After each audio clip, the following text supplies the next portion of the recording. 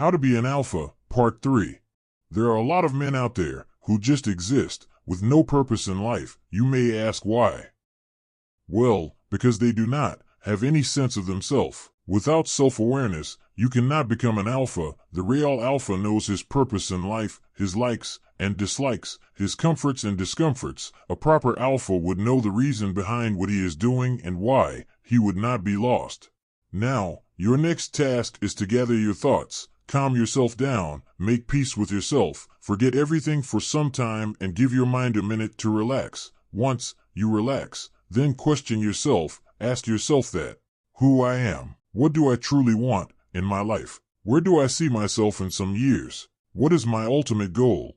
As soon as you find the answer to these questions, you will come to know the real you, and from that point, you will start your journey of success, which will turn your alpha phase on. So, alpha, from now on, I want you to be self-aware of what you want and who you are. A sense of self will not only help you become an alpha, but also will elevate your level of knowledge and success in the world. Trust me. This is a secret that people often ignore. Once you truly know yourself, then there is no going back.